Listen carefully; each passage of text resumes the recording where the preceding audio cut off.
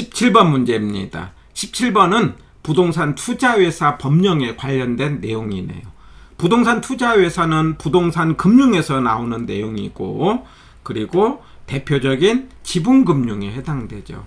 우리가 배당을 투자를 해서 배당을 받는 형태를 지분금융이라고 한다면, 이자를 받는 형태를 부채금융인데 투자회사는 대표적인 지분금융이다. 자, 그래서 이 투자회사라는 게 뭐냐? 우리 일반인인 투자자가 투자회사에게 투자를 하는 거죠. 예.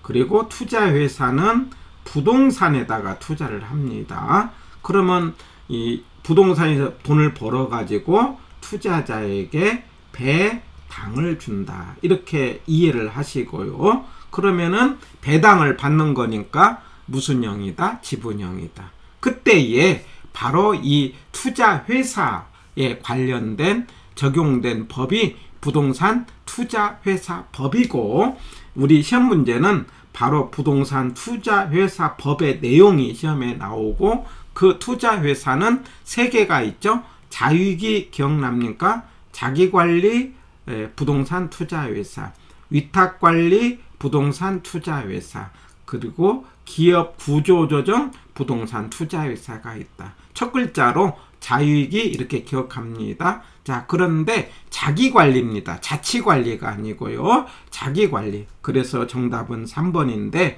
말하자면 자산운용 인력을 포함한 임직원을 상근으로 두고 자산의 투자 운용을 직접 한다. 이게 자기관리 회사고요. 그런데 위기는요, 서류상 회사입니다.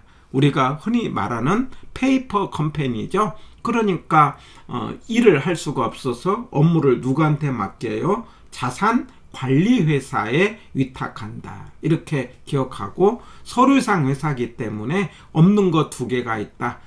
사람 없고, 그 다음에 지점을 둘 수 없다. 여기서 사람이라는 것은 임직원을 둘 수 없다. 이렇게 기억합니다. 해가지고 17번은 정답이 3번이 되겠습니다.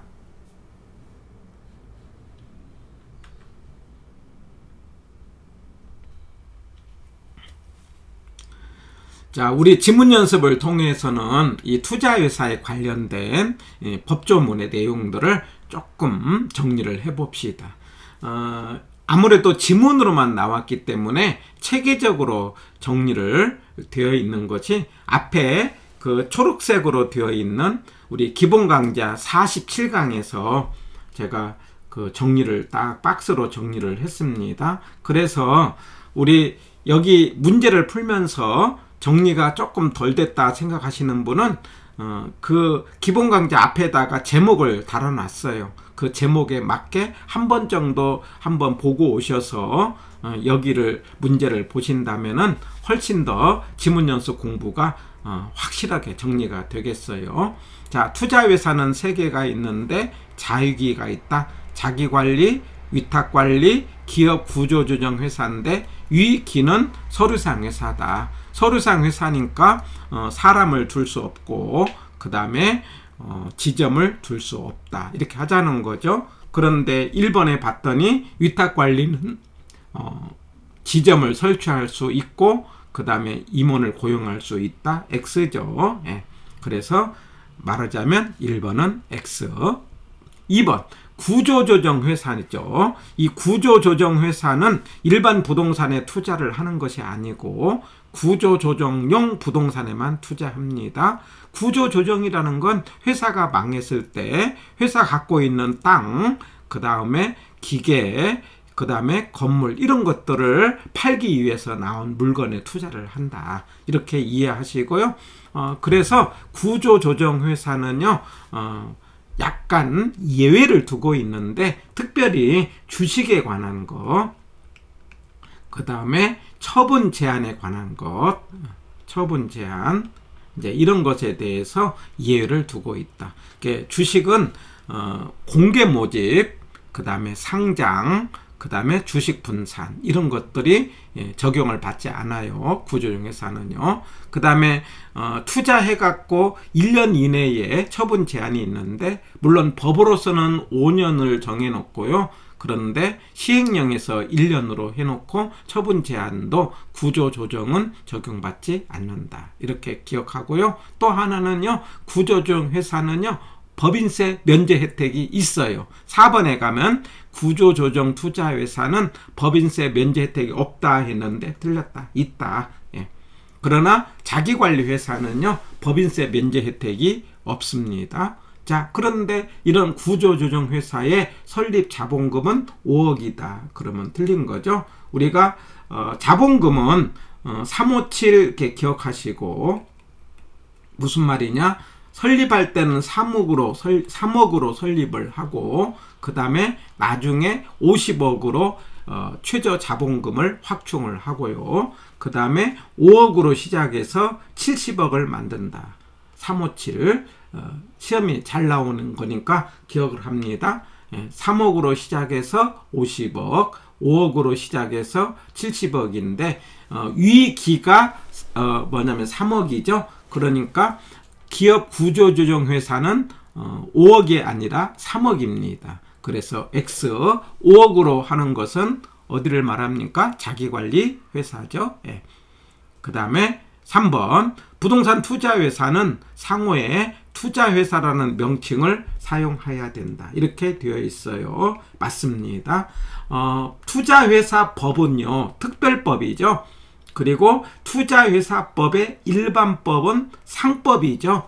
예, 그러니까 투자회사법에 나오지 않는 것은 상법에 적용을 받는다. 이렇게 되어 있어요. 3번은 맞고 4번은 아까 이야기했던 것처럼 구조조정회사는 법인세 면제 혜택이 있고 주식이라든가 공모, 그 다음에 상장, 처분 제한, 그 다음에 1인 주식 소유 한도 이런 것에 대해서 적용을 받지 않는다. 이렇게 기억을 하고 4번은 X. 그 다음에 5번 부동산 투자회사는 인가 전에는 현물 출자를 받는 방식으로 신조를 발행할 수 없다. 예, 맞습니다. 그래서 우리 처음에 회사를 설립할 때는 현물로 우리가 출자를 받을 수가 없죠. 현금으로만 해야 된다. 3억, 5억 할 때는 현물 출자를 받는 방식으로 할 수 없다. 인가 전에는요. 물론 이제 자기관리회사는 인가고요. 그 다음에 기업 구조조정회사는 등록이죠. 예. 그리고 말하자면 위탁관리회사는요. 공모형은 인가고 사모형은 등록인데 그렇게 뭐 중요하지 않으니까 말하자면 처음에는 현물 출자 안 된다. 이런 정도 기억을 하시기를 바라고요. 아까 이야기했던 것처럼 47강을 통해서 한번 읽어보시고 정리를 해보시기 바랍니다. 6번입니다. 우리가 투자회사는 관련 회사가 두 개가 있는데 기억을 해야 될 게 자산관리회사가 있고 투자자문회사가 있어요. 그래서 자산관리회사와 투자자문회사의 업무의 차이는 자문이라는 글자가 들어가면 자문회사고 자문이라는 글자가 안 들어가면 자산관리회사입니다. 그러니까 부동산을 개발, 관리, 처분한다 이런 말이 나오면은 투자자문회사가 아니고 그러니까 틀렸다는 거죠. 자산관리회사다 이렇게 이해를 하시면 되겠어요. 그런데 이때 자산관리회사는요 말하자면 인가를 받아야 되고 투자자문회사는 등록을 하게 되어 있어요.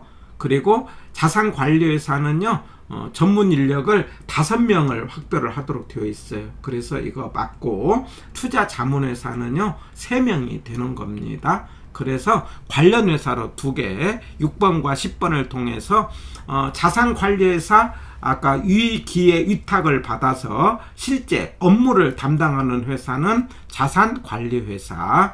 어디에다가 투자를 할 건가? 자문, 자문이라는 것이 컨설팅이죠. 예, 컨설팅에 들어가는 회사는 자문이라는 글자가 들어가고 등록이고 그 다음에 세명이다. 이렇게 기억을 합니다. 해서 6번은 맞고요. 그런데 7번에 가서 그 전문가에 대해서 우리가 공인중개사 그 다음에 감정평가사로서 5년 종사한 사람은 전문 인력이 될 수 있어요. 그런데 공인회계사는 전문 인력에 해당이 안 된다는 것도 기억을 해 주십니다. 예, 다시요. 우리가 이 전문 인력을 할 때 공인중개사로서 5년 이상 종사한 사람, 감정평가사로서 5년 이상 종사한 사람은 전문 인력이 될 수 있어요. 그런데 공인회계사는 해당이 안 된다는 거. 7번 X. 예. 8번 위탁관리 부동산 투자회사의 경우 주주 1인과 특별관계자는 총수 20을 초과하여 소유하지 못한다. 이거 틀렸는데 우리 주식에 관한 것은 숫자로 2, 3, 5 이렇게 기억을 합니다. 주식은 공개 모집하도록 되어 있어요. 그럴 때 2년 이내에, 물론 인가 내지는 등록 후 2년 이내에 30% 이상 공개 모집하고 50% 이내에 분산하라. 그러니까 분산이라는 것은 1인 주식 소유 한도인데 한 사람이 주식을 많이 갖고 있으면 회사를 좌지우지하기 때문에 1인 주식이 소유할 수 있는 한도를 50% 이내로 제한을 했어요. 여기 20이 아니라 50이다 이 말이에요. 그래서 틀렸다. 예, 8번 X. 물론 상장을 하도록 되어 있죠. 그러나 구조조정회사는 적용을 받지 않는다. 이렇게 기억하고요. 그 다음에 9번은요. 투자회사는요. 차입할 수 있죠. 없다가 아니고 있다 해야 되겠죠. 예, 해서 자기 자본의 2배, 물론 주총을 통해서는 10배까지 가능하다. 이렇게 되어 있어요. 우리 지금까지 나와 있는 투자회사에 관련된 내용은 상대적으로 그렇게 깊게 나오는 내용이 아니니까는요. 자, 한 번 더 가볍게 정리를 해본다면 투자회사는 3개가 있는데 자유기가 있다. 자기관리, 실체가 있는 회사다. 유기는 서류상 회사다. 그래서 자산관리회사에 위탁을 한다. 그리고 서류상 회사니까 사람도 없고 지점도 둘 수 없다. 그리고 자산관리회사와 투자자문회사 비교할 때 자문이 들어가면 투자자문회사고 자문이 안 들어가면 자산관리회사인데 자산관리회사는 인가가 필요하고 투자자문회사는 등록이고 그 다음에 전문가가 자산관리회사는 5명이고요. 투자자문회사는 3명이다. 예, 이 정도. 근데 전문가에서 공인중개사 내지는 감정평가사로서 5년 이상 한 사람은 전문 인력이 될 수 있으나 공인회계사는 안 된다는 것. 예. 그 다음에 자본금에 대해서는 357, 3억으로 시작해서 나중에 50억을 만들고 그건 유익이죠. 그 다음에 5억으로 시작해서 나중에 70억을 만든 것은 자기관리다. 그리고 구조조정 회사는 구조조정용 부동산에만 투자를 하는데 예외가 있다. 예를 들면 주식에 관한 것, 처분 제한에 관한 것, 법인세 면제 혜택이 있다. 이런 정도 기억하고 하나 더 참고로 본다면은요.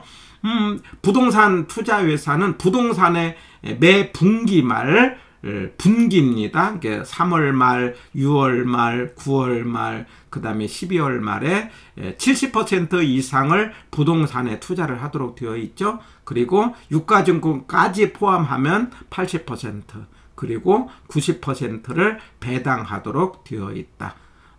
회사를 설립할 때는 현물 출자로 안 된다는 것. 예, 그리고 현물에 해당되는 것은 부동산만 현물이 아니고 관련 권리 또는 수익권 또는 대토권 이런 것들이 이제 현물에 들어가고 있습니다. 47강을 한 번 더 복습해 보시기를 바랍니다.